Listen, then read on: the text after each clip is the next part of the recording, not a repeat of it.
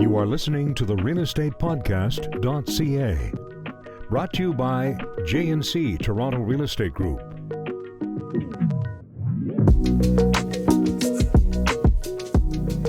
All right, welcome back, everyone, to the 10th episode of the realestatepodcast.ca. I'm John, along with Cheryl and Nicole, your hosts. We are the jandc Toronto Real Estate Group, and today's episode is all about design and real estate. And we have a very special guest with us, Jessica Kelly of Jessica Kelly Design. Welcome.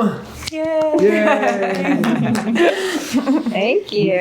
So nice to be here. Oh, no, not yet, Cheryl. Don't jump the gun. I have it here. Now, do you prefer Jessica or Jessie? Because I've always known you as Jessie. Mind you, you've always known me as JD, whoever that guy is. So Jessica just sounds better for my business name, so hence Jessica Kelly Design. But yes, people call me Jess or Jessie. I'm more comfortable with that. So okay, perfect. Thank you for asking. Thanks. I don't want to do this improperly by any means, but Jessica feels like I'm in trouble. Jonathan. Yes. Whenever I hear Jonathan, I was like, where's my mom and what have I done? Yes. All right. I also want to mention that this is a bit of a milestone for us, our 10th episode. Congratulations. So thank you. So it's a real treat to have you and your insights on our 10th episode. Here's a fun podcast fact. Only 20% of podcasts actually succeed. And the vast majority never make it past 7 episodes. It's what's known as pod fade. All right. So we made it past the 7. We did. We're here in the long haul. It's like past the 7-year itch. When we're 80 Do you guys years have a old. button where you can like press the applause? Applause button? That's your next investment. Thank you. When I edit this, I'm going to put applause in after that. All right, actually, so before we get started, would you do the honors and read our disclaimer today? Okay. It's pretty simple. Views and opinions expressed in this program are those of the speakers and do not necessarily reflect the views or position of any entities we represent. That was fantastic. Thank you. Much better than Nicole and Cheryl. Oh, just kidding. So, Jessie, if you wouldn't mind telling maybe us and our listeners just a little bit about Jessica Kelly Design, saving some of the good stuff for our hard-hitting questions that we're going to have a little later on. Okay, so company name is Jessica Kelly Design, and we've been in business for about 15 years now. Our services range from, one-room decorating to full new builds. We are full service. And our style is, we like to coin it as contemporary with character. So contemporary furniture with, hits of vintage and architectural salvage. That's sort of our thing. I love your motif, your aesthetic. It's cool. Your Insta's awesome as well. A lot of our clients actually follow you. Oh, good. As do a lot of our colleagues. Great. Yeah. We're like, oh, look at this person that follows Jessie. Look at this person. So We stalked you. Sorry. Hey, nothing wrong with a little Instagram stalking. we wouldn't be doing our job as podcast hosts without doing a little bit of research, of course. And so let's get right to it, if you don't mind. We're going to start with just a couple questions. What we kind of want to cover today is your take on a bunch of different things with relationship to real estate, because obviously we're realtors. You're a designer. Hand in hand. Yeah, it does kind of go hand in hand. I'm not sure if you work with a lot of realtors or more their clients. Do you normally have much communication with the realtors, or do they pass you on, or? Yeah, it's a little bit of both. Like I have relationships with realtors for sure in the city, and definitely a source of referrals for me, which is great. Yeah, so I would say that I go through phases where I'm, heavily involved with them, but then phases where it's sort of, and it always comes down to money too, right? And sure. Dollars and what the client has. So yeah, and I guess we can sometimes collect all that information and pass that information along to our clients and you as well, giving you a little bit of a heads up when we do bring our clients over to you. But another quick question for you: what brought you to design? So I kind of landed into design after getting fired from my marketing job. So that's always an interesting story. Yeah, I worked in the advertising and sales admin for a couple different companies. I won't mention names. Always safer. Actually, no. I worked for Molson, and I worked for a couple big ad agencies. Okay. And in my 20s, and I got let go. And Was it because you were too good? Way too good. Definitely not. And I remember calling out my mom and saying, "Oh my God, I got fired." And she like couldn't figure out if it was my sister or myself calling. And I was like, "Mom, it's Jess." She's like, "Oh, it's Jess." She's like, "Oh, that's fine. You'll just go to school for interior design like we talked about." So I was like, no big deal. And that's what I did. And I started taking on clients when I was in school and started off doing condos and small spaces and male bachelor pads, and then slowly evolved into obviously doing larger spaces and getting bigger projects. So. Male bachelor. Yeah. No, what was that? There's a real niche for that. Yeah. Like, and I had a lot of friends at the time, like in my 20s, that, you know, were looking for someone to, like, I worked with some clients who were working in New York for the summer and, you know, taking their MBA abroad. So it was actually like a dream position, because I would go in with, you know, and guys, like, luckily for me, like, although now I would say guys have a bit more of an opinion, but back then I don't feel like they had as much of an opinion. So You do this. Help me. I had the most creative brain, and it was amazing. And like, I had this one client, he just got back from the summer and his whole place was done, and it was a really fun project for me. Nice. Yeah.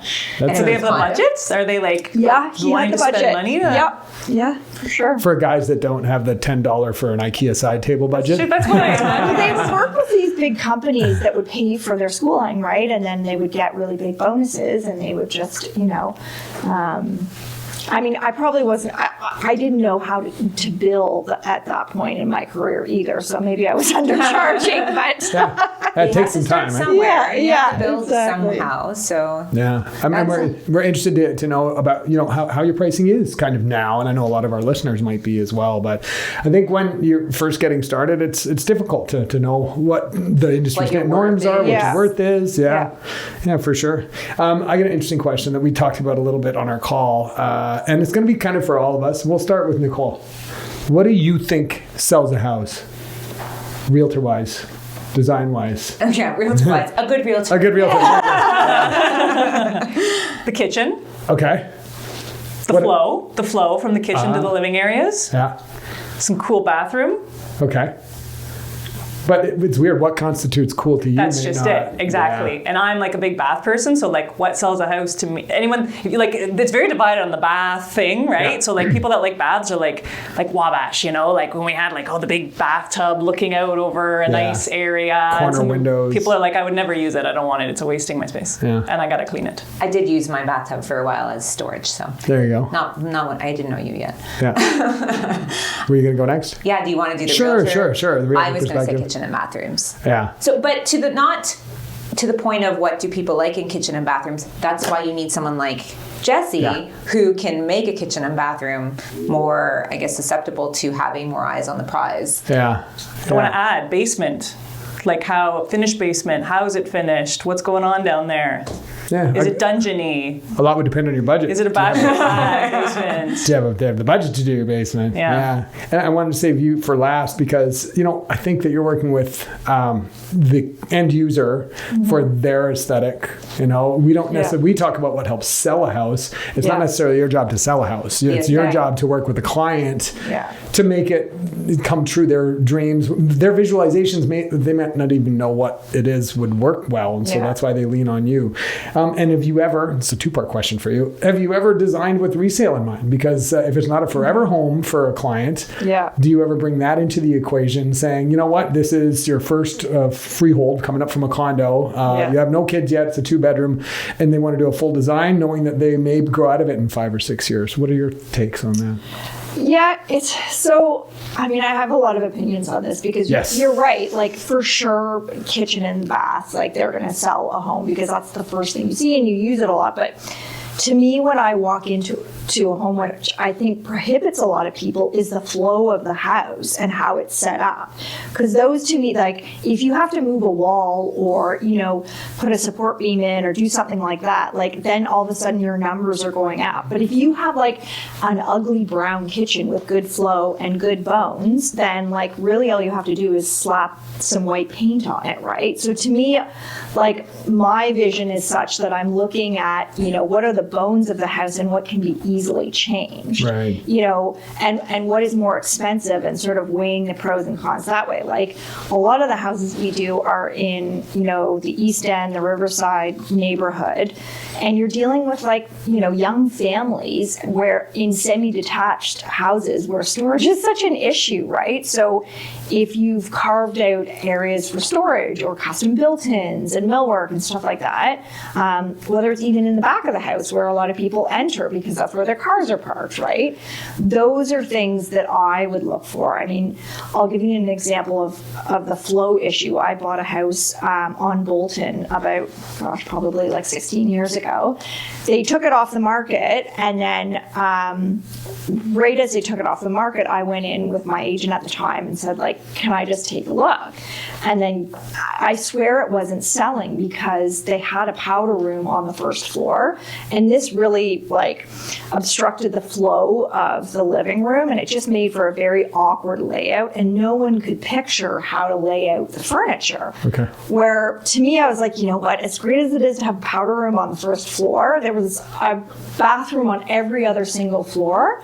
So I took out the powder room, and it just made for like, but no one could visualize that, right? So it's just an example of something you can do, and it wasn't an expensive venture. You know, we were able to replace the flooring underneath the powder room. So yeah, just that was a long-winded answer. No, it's a good answer. It's an interesting answer because we very often come across people who the powder room is on their checklist of needs. So somebody walks in, yay, have the powder room, but something doesn't feel right about the space. Yeah. And she also mentioned storage. Can I change my answer? I know. Kitchens, bathrooms, and storage. Everybody wants to, especially in century homes where sometimes you don't even have a closet in the bedroom. Middle bedrooms, no closet, the Riverdale special, right? And the millwork always gives that wow. Like when you go into a home with great millwork, even people that don't know, everyone's like, oh, wow, you know, that's them touching it. It's not mine, instead of our clients. You two, you're wondering what the heck Nicole is doing.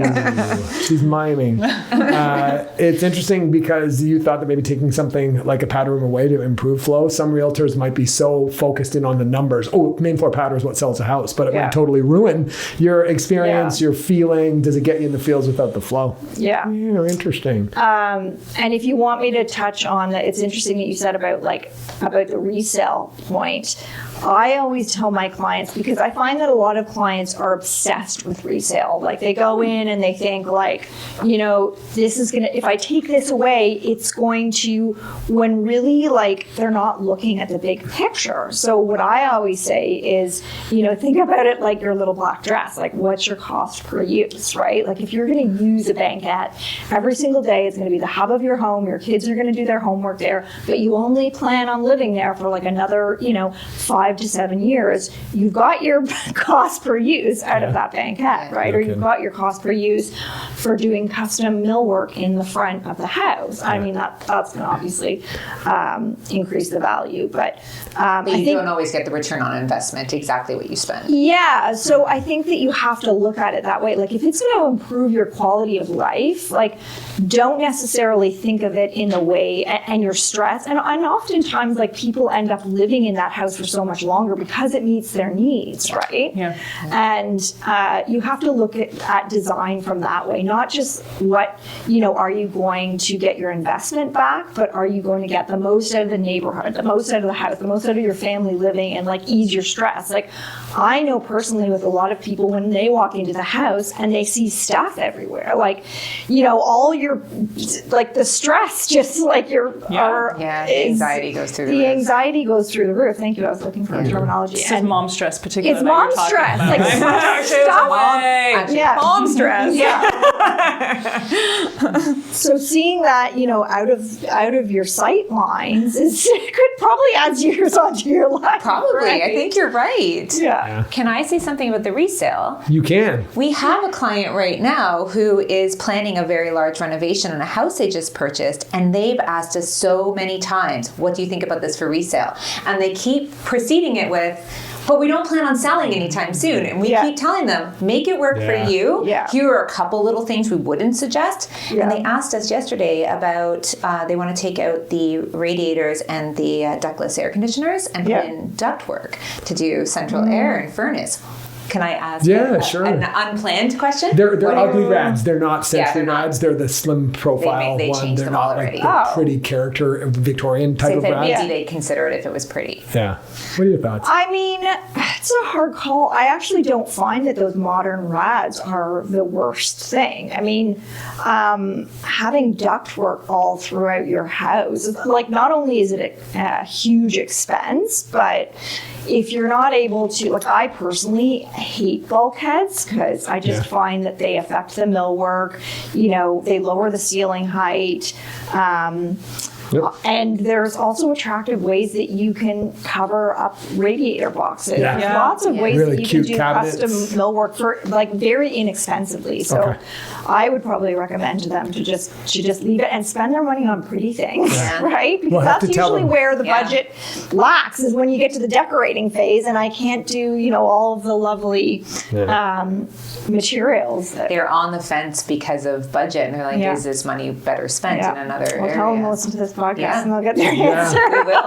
Kind of feel like in Ontario, we always want to go, like, we're so used to that we're always like, it needs to have centralized heating systems. But as soon as you move out of our little area, it's so much more normal and standard to have. New houses build them automatically. We told them this yesterday. We had a client recently who said that she changed hers many years ago, and she's sorry that she did. She wants her radiators back. Interesting. I have clients that want a house with radiator heating.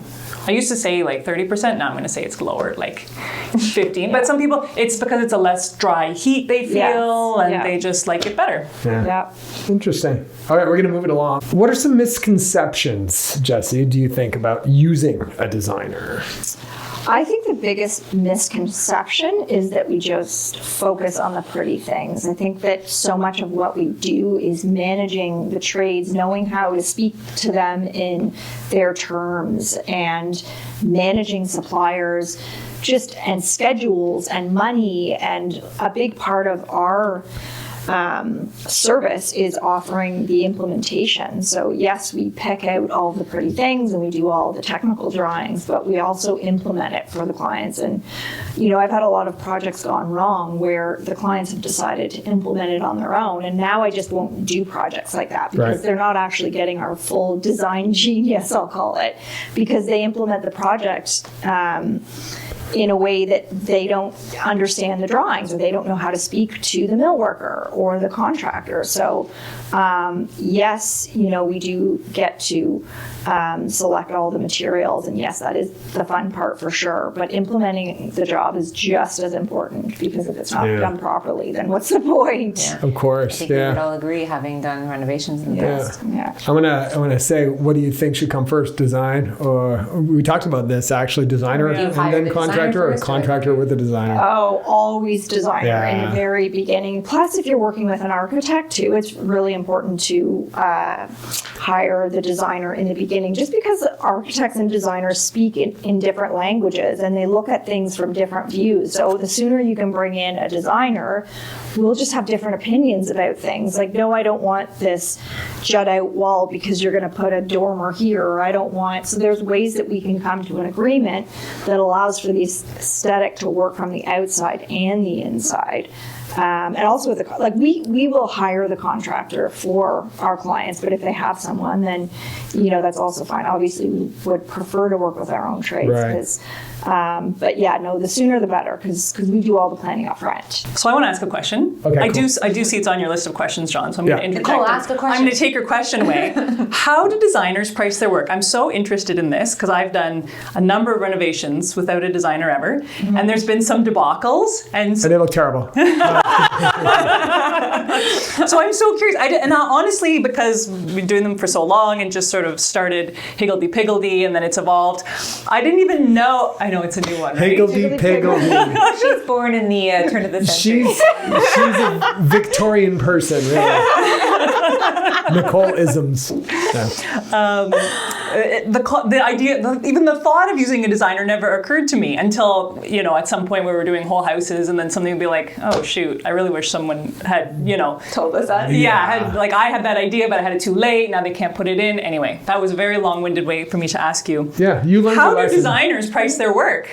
So it's different. It differs from designer to designer. We have found that typically there is such a, the pricing for designers can be very confusing and it's very inconsistent. So we have come up with a fixed fee structure to make it easier for clients to know what the price is before the next phase of the project. So we charge a consultation fee, and at that consultation, that is just a getting to know the client, finding out what the scope of work is. But we also can offer value in that consultation. We will talk about budgetary numbers, we'll talk about architectural challenges, we'll talk about where it's good to put your money. So like I said, they will get value out of that consultation. And then from there, we put together an agreement with the scope of work, which includes the fee for the next phase, which is called our research, design, and presentation phase. So basically all of the design work we do upfront for a fixed fee. And then we allow for one round of revisions within that fee. And then anything after that is billed at our hourly rate. And then we charge a fee to implement it. So anything under 100K is 20%, and then the next 100K drops down to 18%, so it's a sliding scale.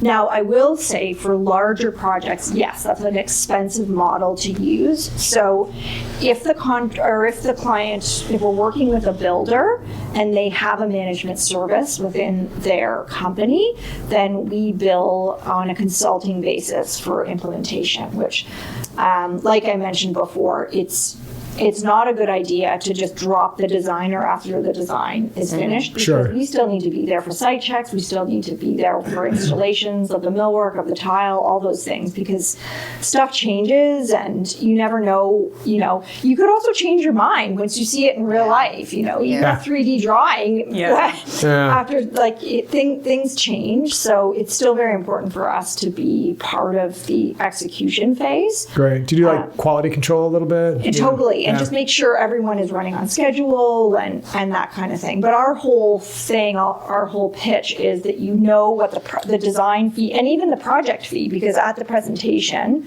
we also provide the estimates for the entire project. So the price of the project before we implement it. I think that's important. Yeah. What is that consultation fee, if you don't mind me asking? $600. Oh, okay. Yeah. Yeah. And it's upfront, so it's like nothing. I mean, there may be sticker shock for clients, but at least there's only sticker shock once. That's sort of what we say is that, at least you have it, you maybe have it once, but then you move on from it because we're very transparent with our pricing. You know what it's going to cost before that next phase. I don't think that is terribly expensive at all. I think that's reasonable for you to be able to come in with your expertise, give some guidance, give some advice. And we've been with her once for a consultation, so we know how thorough she is. Yeah. Can I ask more questions about are you interviewing her?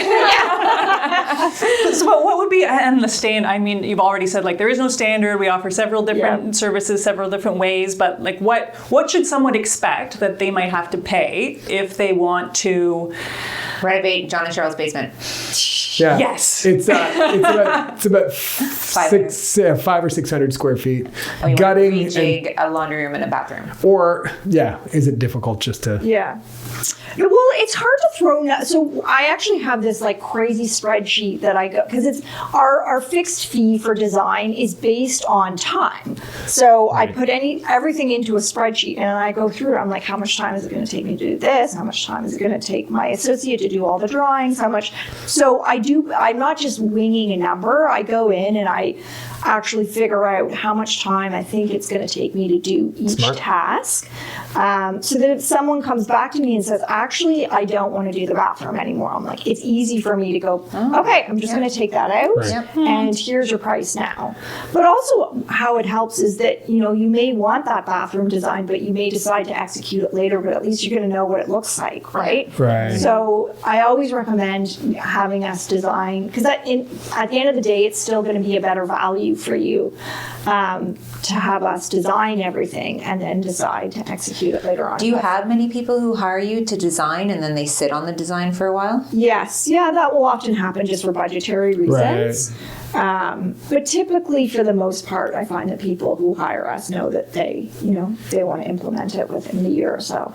Yeah, when you do the design, how do you deliver that? Do you do 3D renderings or do you have... We do, yeah. It depends on the scope of the project. So we're doing a new build right now in Holland Landing, and we're adding a large addition to the back, and there was some back and forth as to whether to do a sloped roof or a flat roof, and you just don't get the idea without doing 3D renderings. So we did 3D renderings for that, and we're doing some really like intricate lighting in this project. So only 3D, and also like countertop elevations and stuff like that. So 3D was really the only way to go. It costs more because it's a time-consuming program, but I do find that clients like really appreciate it because it really gives you a good sense of, especially scale, right? Like if you don't have a sense of, because looking at one-dimensional, two-dimensional drawings, you don't have a sense of ceiling heights, right? And, so that's when I find it really beneficial. Okay, Can that's great. visualize. Yes. But for like a small bathroom job, you probably just do the 2D. I wouldn't do it. Yeah, we would do a rendering, like a colored rendering, Okay. so that you get a sense of what all of the materials look like together. But we wouldn't necessarily do a 3D You wouldn't need that. for that. That makes Unless the sense. client asks for it. Yeah, sure, but just know that that's going to take additional time and efforts, and therefore it's going to cost. Yeah. I think that your next question is probably the at what point should a designer be brought into a project? We've sort of already talked about the beginning. Sure. Sooner the better. And I think we've spoken to quite a few of our clients that have either not used a designer or brought them in a little bit later. And I think the general consensus is they all wish they brought a designer in at the beginning. Mm-hmm. Yeah, absolutely. Especially if you're looking for something that's a little bit more unique.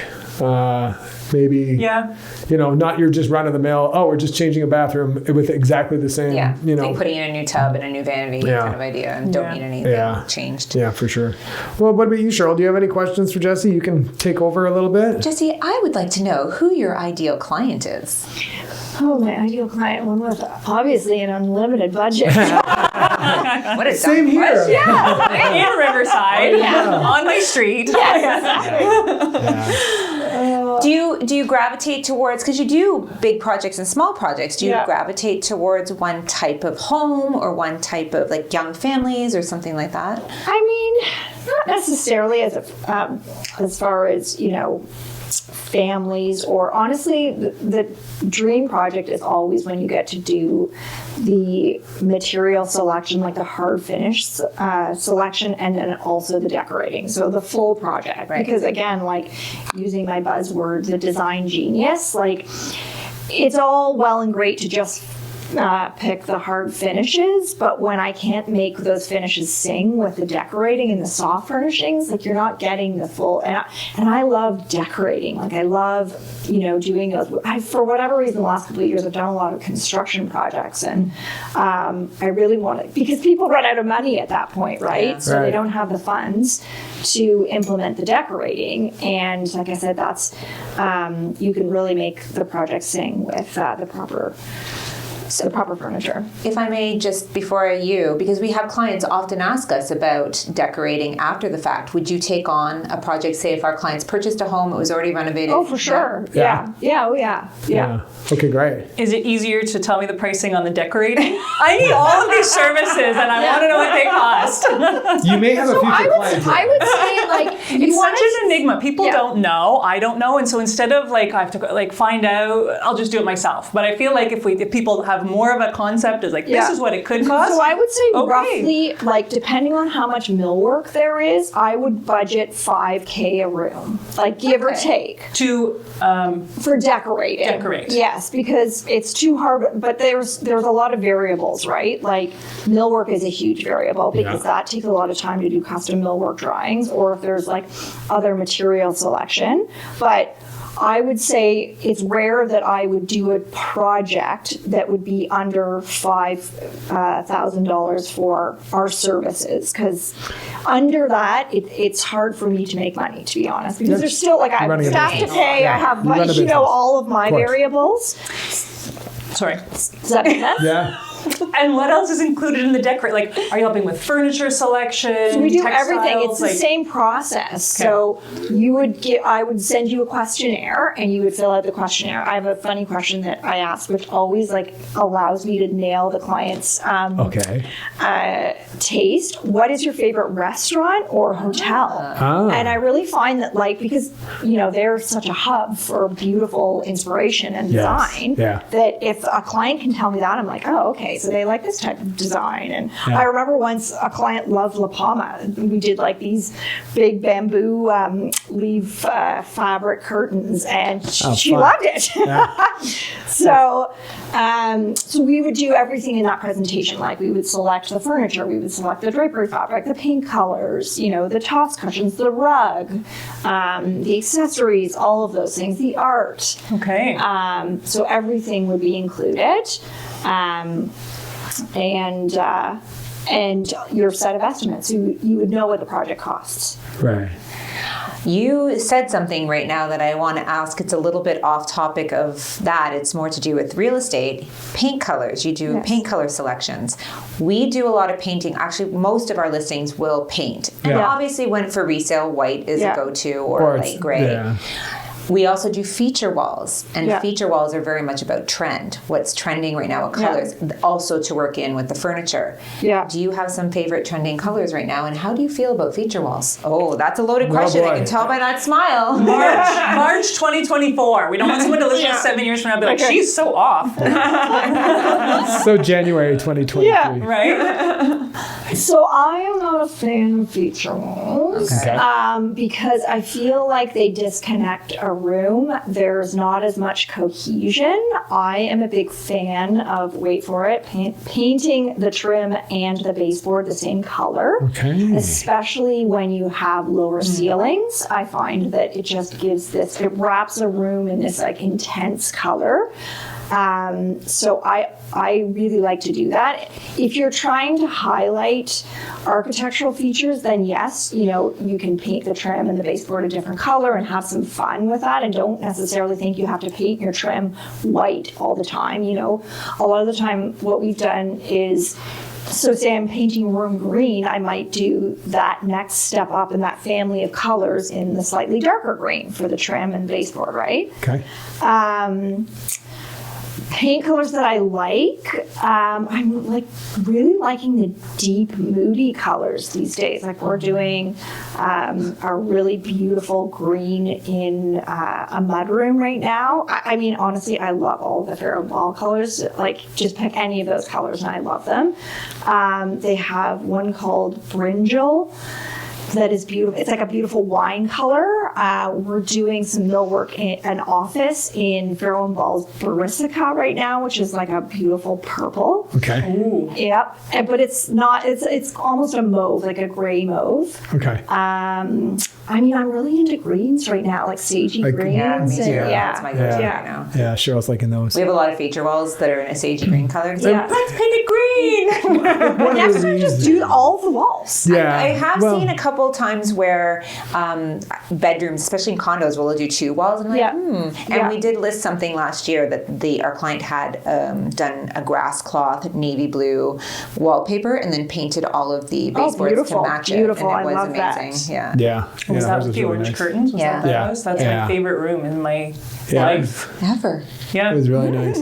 I think we do feature walls in many cases just because if we're doing a small condo and all the other condos that are potentially competition for us, other listings, white, gray, we want ours to kind of be memorable, to stand out. That has been our mindset. Totally, and I get that it is a bit more of a risk to do a whole, and you're trying to, speak to a large audience. A larger audience for sure. Yeah. I don't think we've done it as often in a house unless it already exists in a house, and we might change the color of that feature wall. Right. And we have, instead of doing a feature wall painted, I've done peel and stick wallpaper and sliced my arm open and sworn. I've had contractors never say again. that if you ever give me that kind of wallpaper again, I refuse to. We will never do it again. The wallpaper is amazing if it's done right. Oh, for sure. The peel and stick is a nightmare. Terrible. The pastable stuff. We have a timeline of John and I trying Time to put lapse. up, or time lapse of John and I trying to put up peel and stick. And we gave up. We ripped it all off. And we were like, nope, we're just going to paint it. We had like 3 panels. We kept opening the condo door and going down the hall to see if it was lined, and we're like, okay. Things that we've learned is let the professionals handle this. Yes. You've done some great jobs with peel and stick. Yeah, though. you have. Yeah, In but 2 condos in particular. I just don't have the time or the want anymore. Yeah. You get to a point in your career where it's like, you know what, pay the pro. How much is You your time did say worth? that's Yeah, it. We're totally. paying somebody. I did. I DIY'd my own, only my own. I want to make the antique mirror in my own house, but I would only do it for myself. It actually is. If you go to my Instagram stories, Okay. it's on the highlight. Oh, we'll have to check it out. It's not that hard What'd to you do do? on your own. You take glass and then you can actually find mirror paint and you spray the mirror paint on, but then you flick it with vinegar and it creates these little holes in it. So then you layer the holes with different types of metallic spray paint. So like rose gold and silver and gold and black super even. cool. And the effect is amazing in it actually. So I did the whole back wall of my kitchen in these antique mirror panels. That is a fun fact and a little tip that I believe one of our listeners, Maya, I'm going to give her a shout out by name, who is very much into DIY. She's probably going to find that very interesting. Yeah.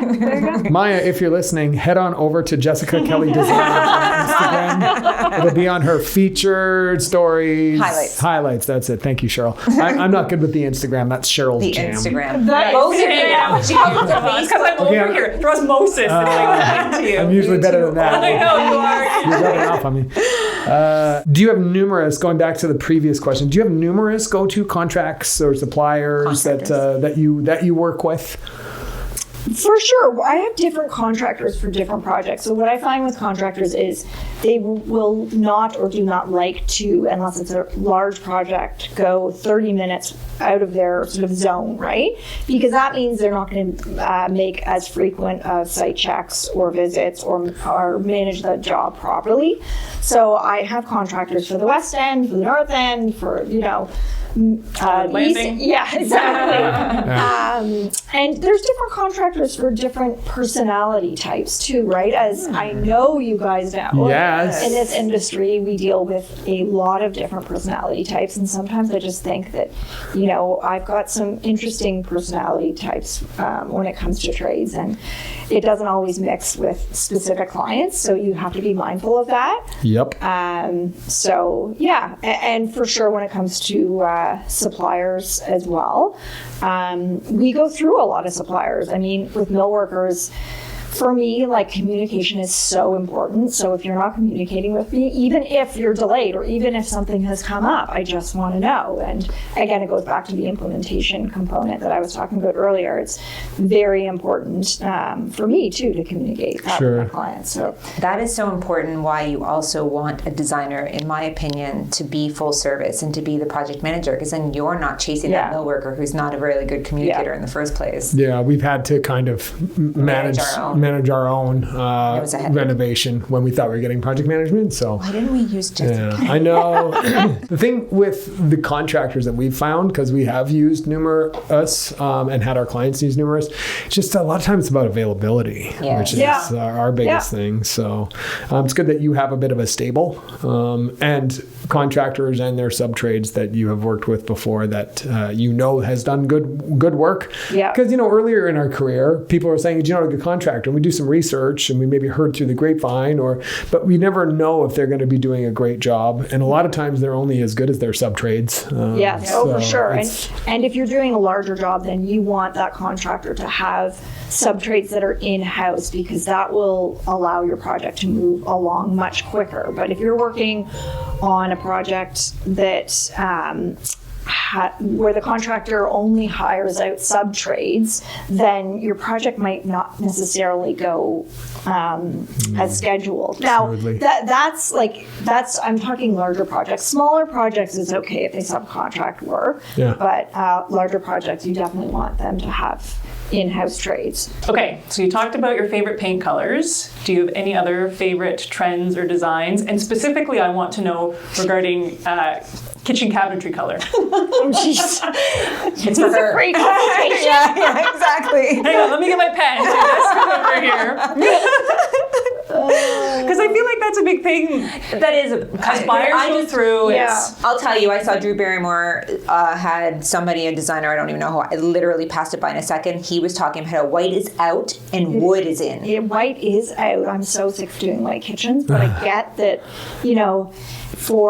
to appease the broader market, we have to do things that are safe, but I am so glad that we're getting out of this trend of doing neutrals, because I personally would like to see a bit more color. As far as kitchen cabinets go, wood is definitely in, and I think that wood lasts longer. It's obviously more expensive, but again, if you get sick of it, then you can sand it down and stain it another color, or you can paint it, right? Yeah.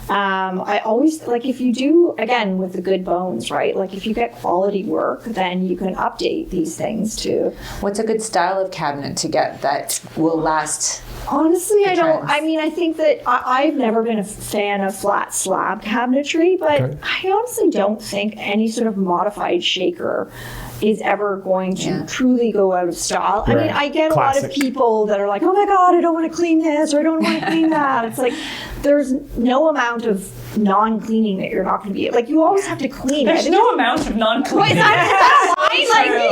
always Says the mom's a 4-year-old. Yeah, you're always going to have to clean. So whether there's, I get with, more intricate profiles, then, you might have to do a bit more degreasing. But I'm always a fan of really beautiful custom hood vents. And, I don't always think the cabinetry needs to be so, trendy, quote unquote. I think so long as the other features there are, whether you're taking the stone up the backsplash or you're using some interesting hardware, that kind of thing. But I like going bold. I like green kitchens. Yeah. That's what I was, when we had these colors, these dramatic colors, I loved them so much. And we renovated a house and thought a tenant was going to be in there. And so we just put all this blah stuff in there and then ended up living there. And I was like, man, what I would have given to have. But you'd be surprised at also, I help another real estate agent who flips a lot of houses. And, I really pushed him out of his comfort zone for some of these bathrooms. And we did a bathroom with this navy blue tile. And he's like, everyone walks through there and is like, oh my God, I love this bathroom. Yeah. So it goes to show you that it just doesn't, people like to also see things that are a little bit more unique and different. Yeah. And we kept the rest of the finishes fairly neutral, but the blue bathroom was that thing that really sold the place. I think there's a difference between something that's unique and kind of fun like that, or not even fun, but unique and different, and probably felt pretty luxurious, I would think, than somebody that's like, I love veiny black marble, and they put that kind of stuff in. It's and mauve. Everywhere. Yeah. There's a house that was renovated down the street from here. We'll have to show you the corner listing. Eastwood and they did the floors in full shiny gray white marble. The entire gray floor. Marble. The entire first level is all this great cold gray marble. Anyway, it doesn't speak to this crowd in the East End, right? I don't know if they had a designer when they did their full, and they topped it up. It was a bungalow corner lot. They did a huge good job home, making it a big, beautiful home, but the finish. And it sat, just did not sell, and it ended up selling for considerably less than they wanted originally. Oh, that's interesting. You just asked her, or you just said something about flipping. Yeah. His next question is, do you ever work with builders to renovate for flipping? And yes, and you know what? Excuse me, I love doing that because you're not actually dealing with too many opinions. So I find that it's a way to be a bit more creative and have a little bit more fun. And there's less emotion involved. So I really like doing working with agents doing that. I find it fun. It's funny. I wrote down when we had our conversation a couple weeks ago talking about emotion, because there's high emotion involved when it comes to large dollar amounts and people's homes, and you deal with that. How do you handle being, a therapist at the same time? Because we are too. I guess you would be. Yeah, as much as we are. it's funny, like I'll say experience, but still, like even it doesn't matter how much experience you have in different personality types. I feel like, every so often you'll get thrown a personality type that you're just not used to dealing with. And like what's that, the Myers-Briggs, like I'm a feeler, so like I really take this stuff personally. Like I care too much about what people think, and I'm very, I am an emotional person, so I find you do develop a bit of a thicker skin, but I still find that being tough is not one of my number one. And it's hard, like because you have people that you are dealing with a lot of money and it's so personal. So the emotion is definitely there. But I guess just experience and educating people as to why, I think really helps too. Yeah. Totally. Educating is huge. That's one of our... And communication. Yeah. So similar. For sure. It's things that helps us with our job, communicating all the way through. The clear form of lines of communication you have. And the same with the different personalities, knowing how to communicate, and as long as you're keeping that education up. Yeah, totally. All right, here's one. What are your thoughts on staging? You said you got this question a lot, right? Well, I mean, it's funny because people ask me, would you do staging? And like, yes, stagers obviously have to have an eye for design and floor plans, but it's kind of like a cookie cutter of what, am I allowed to say that? Yes, of course. So, and you have to keep a certain amount of inventory, right? So you're just really repurposing that same inventory every single time. Which is why staging always looks the same. Exactly. And like, I wonder if, this is what I always say to this one agent that I helped flip these houses. I'm like, why don't you let me come in and stage this for you and style it and really, do it differently than, but again, like you get that worry that it's not appealing to the mass market, right? And, I'm a big antler person. I love antler. Not everyone does. Styling, and some people, like I had it in this one magazine spread that we did, and the comments that you get, like some people just think, even though that it's a natural process for reindeers to shed. I made it with a 3D printer. Or even if it's we feed them to our dogs, for Christ's sake. We found it in the middle of the wilderness. It's no animals were hurt. Anyone, and now on social media, the trolls will come out. Yeah. You are right. Like, I'm sure you've seen this in the East End, the very popular, actually everywhere in central Toronto, the mid-century modern staging is very popular right now. So there is, and that seems to speak to a larger amount of buyers than any kind of quirky staging might now. So definitely out are the mirrored everything. We don't see that in central Toronto, where you used to see like the mirrored coffee tables and end tables, and everything was shiny and stainless steel. Yeah, we're already starting to be in the business long enough now to see we've seen trends in staging. Trends coming and going in staging. And it isn't always the way people will style their home. A lot of what's that, like pampas, or that it's a type of dried foliage. Okay. I feel like everyone uses that. It's like a type of, it's almost like wispy and wheat looking. I think it's called pampas. Right, in the planter. Like everyone uses that. Everyone. Stop with the fig leaves, please. Why do you think people are? Because they want to go for certain textures or wispy? But I'm just like, the fig leaves never look like they should. Like they're just, go for an olive tree or something like really organic looking with like thin, long branches. I find that looks so much more just organic and real looking, right? Yeah. When we first started in real estate, I would say if you saw a plant 90% of the time, it was real. And I would say almost 100% of the time now, they're fake plants. The quality of the fake plants is getting a little better. For sure. The quality now for faux plants is, because I used to be very against them, and now I find that the quality is actually really improved. Don't judge our IKEA plants up there, okay? We have no real plants because we killed them. No, those are fine. Just need a little splash of green, make it feel like it's a rainforest in here. I think maybe just one or two more questions. Do you have any advice for newer designers out there who might be listening to or people that are, considering getting into the design space? Yeah, like your industry, the industry for designers is very saturated.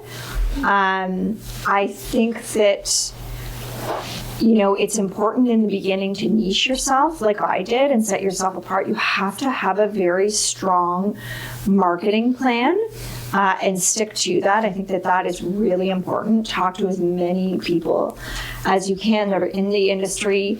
It's not just about picking pretty things. Right. You really have to develop a process, a professional process that works for you.